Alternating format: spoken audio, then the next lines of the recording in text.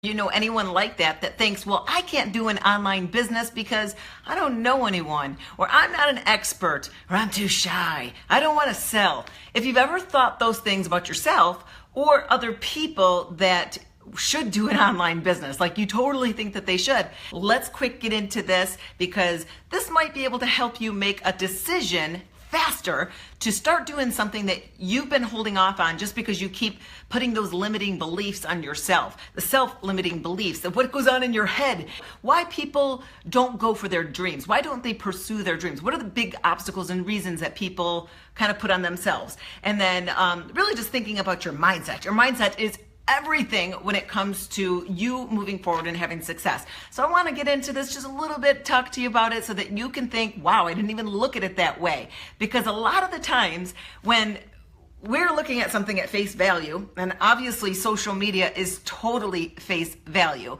because everyone can edit their life to be perfect. So we have to look at it at face value. We're always trying to put that on ourselves. Can I do that? Will that work for me? Can I trust that person? Is that legit? We always think that way.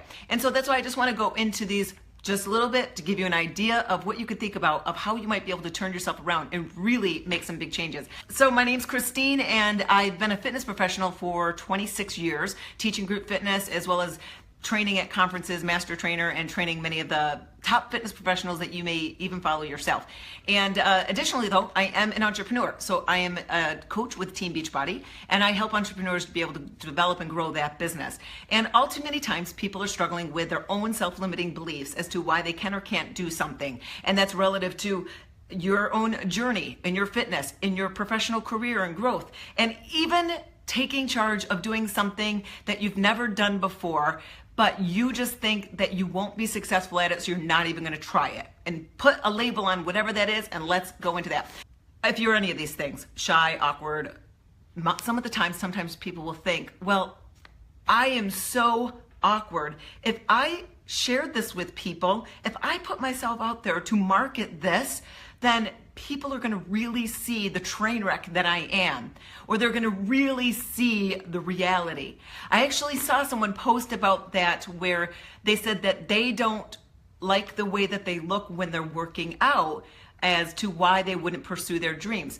And I don't know what they were referring to, but I just thought about this, because especially for my own self, I'm guilty of doing things that I don't think about the other side of it. So for myself, I just naturally think about, let me just document what I'm doing and share it with others so that maybe they'll be motivated to do something, or maybe they'll learn from this tip, or maybe that they can follow it and start to have success. So I always just think that way, and I don't always think about how it's going to be perceived. And I'm not going to say that's always been, because I've had years of kind of documenting myself, no matter if it's in fitness and moving. Moving and fitness is very delicate, guys. So there's a trained art with that.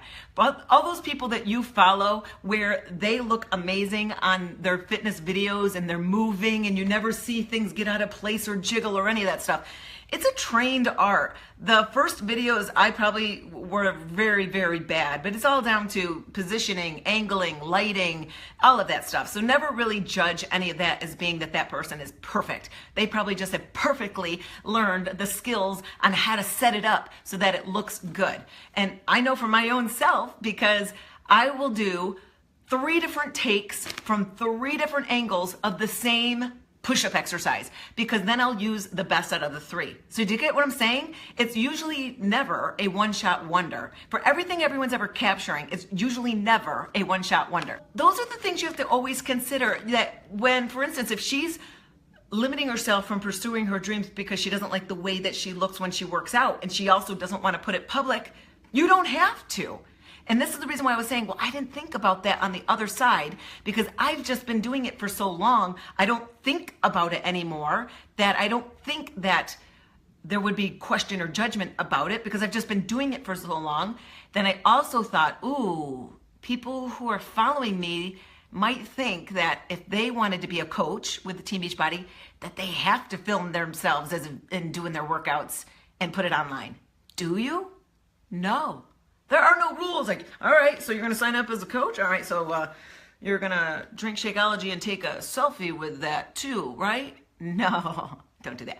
All right, so now next, you better do your workout and video it and then put it straight up with no editing, with bad lighting and bad angle. Do that, right?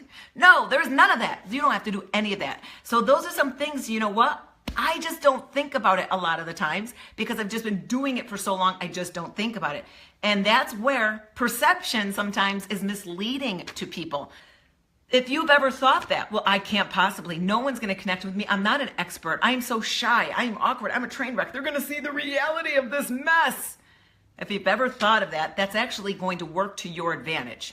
And you know why? Let me talk to you about it a little bit. Okay, first of all, if you're a fitness professional and if you are awkward, shy, or you mess up a lot, or, other things that people, probably not in the best of perfect shapes as society says standard is, should we say magazines say standards are.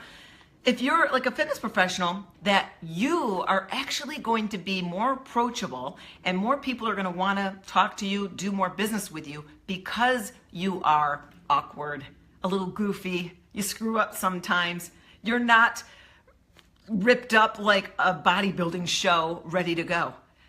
You may have more people come to you because of the other side, and hopefully this is the case, of your other side of your personality that you are caring. You want other people to succeed. You go above and beyond. You're generous, and you offer as much support to people as possible. When you exude those types of qualities, that supersedes any of the other things that you think that you have to be a fitness professional or a fitness professional as a coach. So the reason why people who really want to get into shape, they have money. There's people out there, guys, they have money. And they are like, who do I give my money to? I'm ready this time. I want to get in shape. I want to do this. And they're looking around. And if you are coming across as that person that has absolute perfection, no issues, and you'll shame them for eating a cookie or not working out one day, if you're coming across as robot alien perfection, you may be too intimidating for them, that they're going to connect with someone else who shows a little bit more common ground in real life scenarios, but they're living a healthy life and they may not have a six-pack ab, but they're fit and they're always showing how they're living a fit life, and they're also showing some of the problems that they have or the little, birthday weekend snafus or whatever that they do. I personally don't look at it as cheat day, cheat meal. I don't look at that anymore, and I used to. So yes, always a hot mess is sometimes better, and people can connect easier because they know that you're kind of just like them. And they know that you're not going to school them or shame them and put them in the corner for eating that cookie. You just have to really come across as real. And these are the things that we have to really consider, that we sometimes are putting those beliefs on ourselves that we are trying to be perfect. We're trying to show the world that we've got our act together. But when you open the closet, we see all of the tumbled mess coming on out. And my husband's on here, he'll definitely tell you all my junk drawers. So there's always a mess. And we're just humans. That's just the way we are. We're filling up our life, being busier, overextended more and more. That's just normally what will happen. So we don't need to cover it up. Obviously, you have to have a protection of too much information sometimes, obviously. But when I look at myself and I think about, all right, where was I like in a recent situation where I felt less than the people I was around? And what did I do? What did I feel? And I was thinking about a conference that I was at, a conference that seriously, it was bank to pay to go. And the people that were at this conference were very successful, suit wearing, like really expensive clothes wearing. And I might've been wearing a Kohl's outfit, but very like in my eyes, perception, holy cow, I'm not like these people. I'm not like them. They're so successful. They know everything. They're perfect. And at this conference, when we were told to get into groups of people, the dreaded get in a group and talk to people about your story.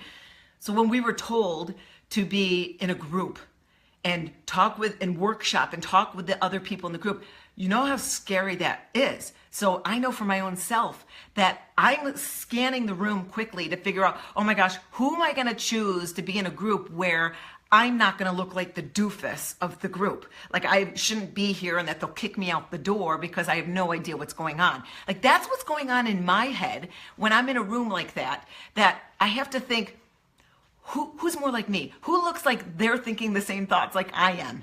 And you go to those people. You connect more with people where you feel like you guys got each other. I got you. Like I have no idea what we're supposed to be doing, but we'll figure it out together. Rather than, oh no, come in our group. We got it all nailed. We've already made $100 million doing this. How much have you made? Like you get turned off by that perfection that you constantly look for someone who's just like you. So you feel okay being a screw up and not knowing what's going on. But a lot of the times we just have to do. Just remember, the more that you put yourself out there as real, the more people are going to connect with you. The moments we're trying to hide are the ones that people are going to connect with you more. So the moments and in your lifestyle that you're trying to hide, that's what people are going to connect with you more. You're more relatable. All right. So that's the first thing is if you're shy and awkward, that's going to work to your advantage. If you don't have that expertise, if you don't have that following, that is going to work to your advantage into doing your own thing. And I'm talking about an online business because that's where everything is, guys. I mean, if you don't have a plan B doing something on the side, and if you're still depending on your employer to be all the way to 65 when you can retire and then depend on Social Security or wherever, you get paid in your country, it's just it's not logical. I mean, the logical these days are you have to have multiple streams of income. And one of the easiest ways is just all online. That's the way that we're thinking these days. You're constantly on your phone and people immediately think, well, I don't know that. Let me Google that. Let me YouTube that. Or let me put it in my Facebook status. All right. So the second thing to consider of all those things that we put on ourselves in terms of, well, how can I be a success? Louder is not always better. So louder is not always better because in my mind, sometimes I think that, and it's the FOMO in me, the fear of missing out or the fear I'm doing something wrong. I'm constantly thinking, oh my gosh, I'm not doing enough. Oh my gosh, that person over there is doing all of those things with their people and I'm not. I'm constantly feeling that myself. And I have to constantly check myself because I can easily get right back into the obsessive workaholic mode and knock off all the priorities in my life that I'm doing what I'm doing for and what I've protected. I have to be careful about that. So I have to let things go and be okay that, oh, well, I'm not going to climb the ladder anymore, or I'm not going to achieve that anymore. I'm fine with that because I'm protecting my lifestyle that I've created so far. One of the things I think about is the person who is the loudest, the one who does the most Facebook ads, the one who puts out the most YouTube videos out there, the one who puts up amazing blog articles, the one who is constantly talking on live stream. That person who is the loudest is the most successful. And I need to be loud, and everywhere to be a success. Is that the truth? Let's think about it this way. If we are in a football stadium full of like Dallas Cowboys game, okay, so we're at a Dallas Cowboys game, someone standing there just screaming loudly to all of these people in the stadium, offering what they have to offer, no one's going to bite on it. I can't say no one. A very slim chance of no one's going to bite on it. Rather than if that person in a huge stadium was out at concessions and was striking up conversation with the person next to them in line. The opportunity for that person to work with that person is insanely higher because of that personable connection. This is, again, something that I've constantly struggle and think of if I just put breadcrumbs out there, then someone's going to find it and then want to do business with me.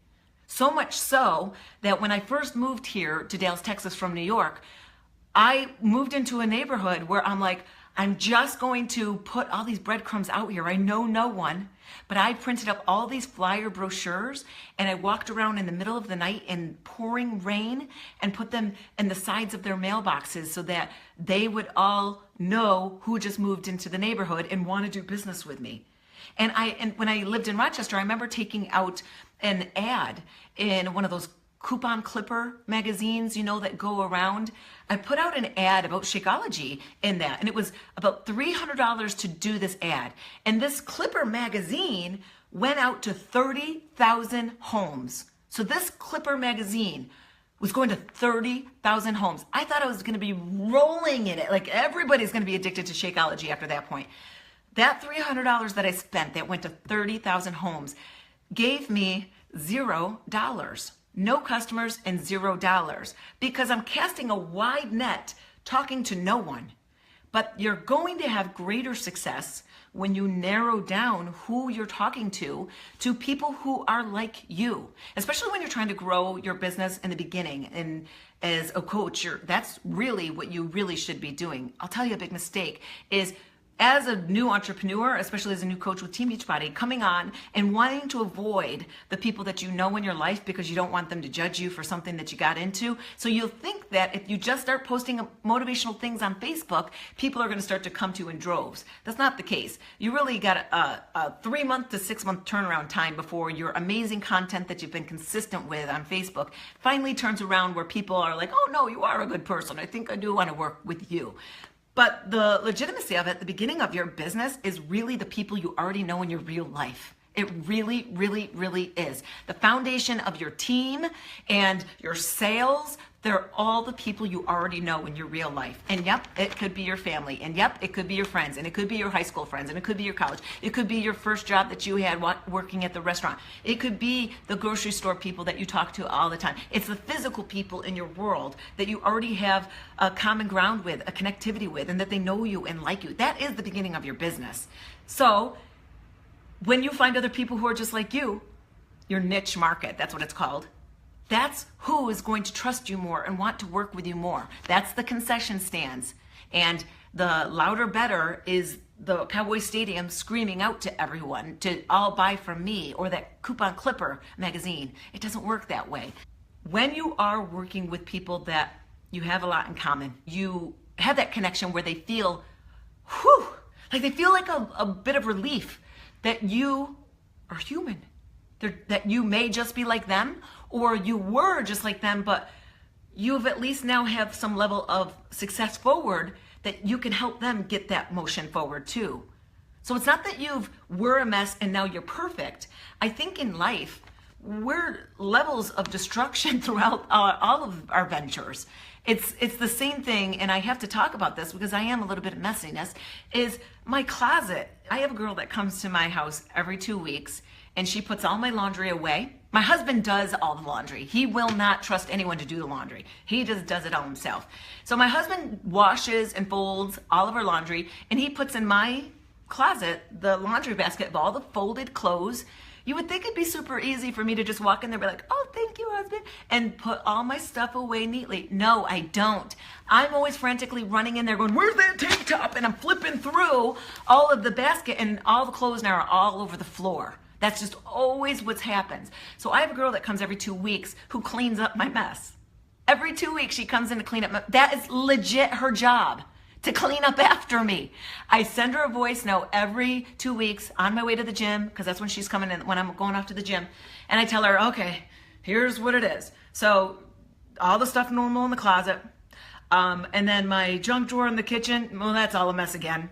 And then the closet over by my bathroom, by my office, well, that's all a mess again. So she's constantly just picking up my messes again and again and again.